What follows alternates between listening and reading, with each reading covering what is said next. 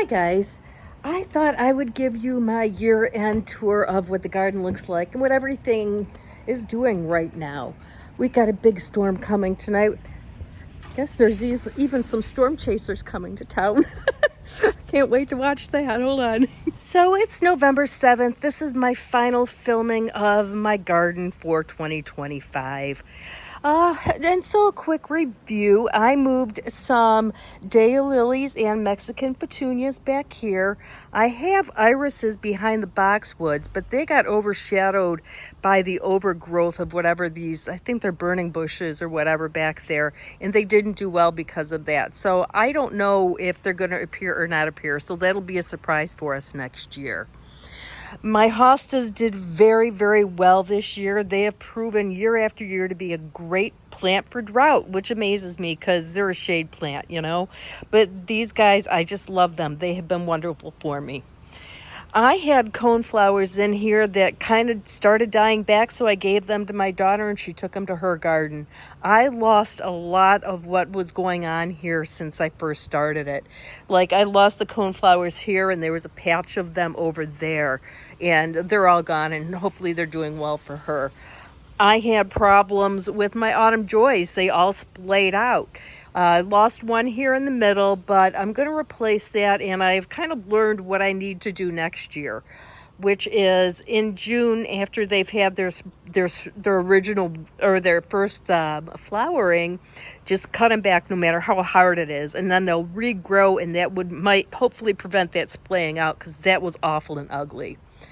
So what I've done in the meantime was I've taken some cuttings of my purple hearts back here, and I have them just in front of all of the boxwoods. And if those do as well as these, and we'll go over there in a second, that'll look really pretty if they kind of ground cover over and maybe, hug whatever autumn joys are doing well.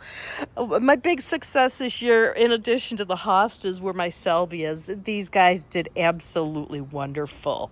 So I'm really happy with those. And even the hostas on this side here, those are the stars of the show in this part of the garden. The middle part of the garden here, though, I mean, the daylilies and the Mexican petunias they're just in their happy place. And, and how do I say that and not acknowledge the purple hearts here? Look how brilliant these are, and I planted those last winter, and look how nice they're doing. Last weekend I came out and I trimmed all of these back and I thinned them out a little bit, so I got them off the sidewalk here and it looks nice and neat.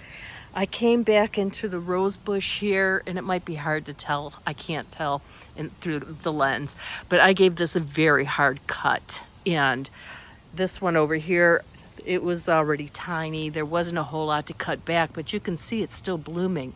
We've had some days in the 70s this week, even though it's getting into 30s and 40s at night.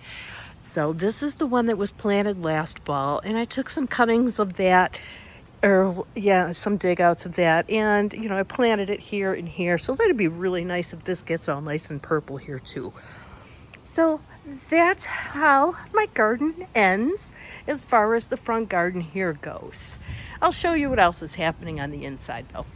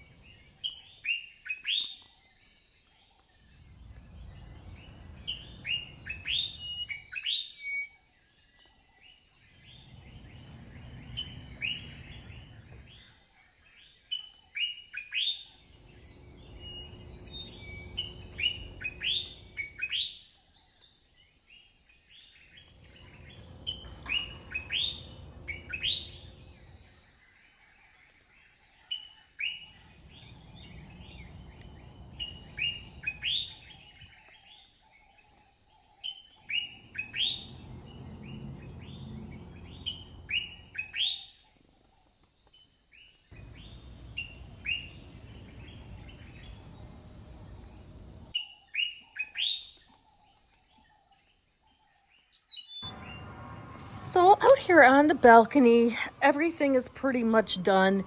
I have this fantastic tomato plant though that gets ignored, and I mean it's November 7th. It's still kicking out tomatoes. Look at that. You know, and up here I saw another flower. There it is. So I guess, you know, I don't know.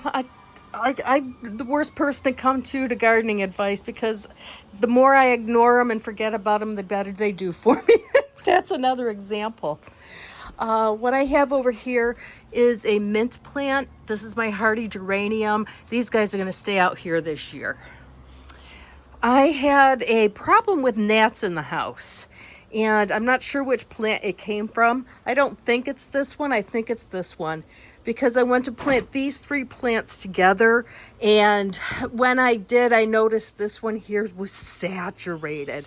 Let me back up. You can get a full look at it. But anyway, this one here was saturated, and I'm like, oh, I wonder if that's when the gnats kicked in, you know. And I had it next to my desk, and those little buggers they were having sprints back and forth in front of my face and the computer screen.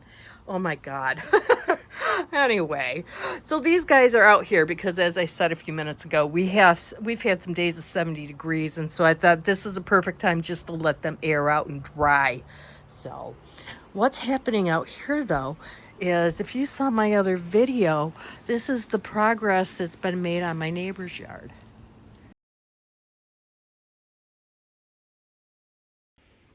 I'm sure you were curious about how the coleus garden is looking, and they're doing fantastic. So look here, right?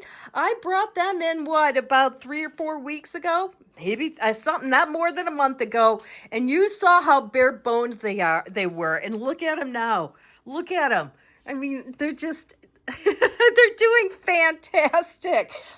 Fantastic. I mean, this little guy here, he's even got some blooms on him, which I'm going to cut off. But so this is just proof that how easy coleus are. I'll put a picture in on how bare boned I cut them back to, and they're all doing just fine. I am watering them every other week because I do not want to overwater them, and my bedroom tends to stay on the cooler side here. So, and I found that did well. They were pretty dried out, and I watered them this morning. So I marked it on the calendar that I watered them today, and that way I can keep track of it. So my garden tour ends here in the art room. This is the rest of really my porch plants that were out on the balcony. These were all of my monsteras that just like died terrible, and then they were so happy to be put outside. This window here gets the most sunlight out of all of my windows, and it's morning light. So hopefully they do real well here. The canna, still blooming. I'm still getting blooms up there, though he's almost done, and I'm ready to cut him back because I'm seeing some brown down here too. But the monsteras are still doing outstanding here. I'm just going to peek this through. Those are my basils. We could see some are dying back. I need to come in here and clean that up. I do have a couple coleuses hiding in here. This is a porch plant flower. I don't remember the name of it, but I saved the tag somewhere. It's still blooming, so I couldn't throw it in the garbage. So I thought, well, let's just see what happens if I keep it in here with everything else. You know, but everything's doing pretty good. I mean, look at the leaves. This guy's got 2 of those big ones now. 2 of them. So anyhow, everything's in the house now. Everything's so far so good. Fingers crossed nothing dies back, and they can go outside even stronger next spring. Thanks for watching, guys. See you soon.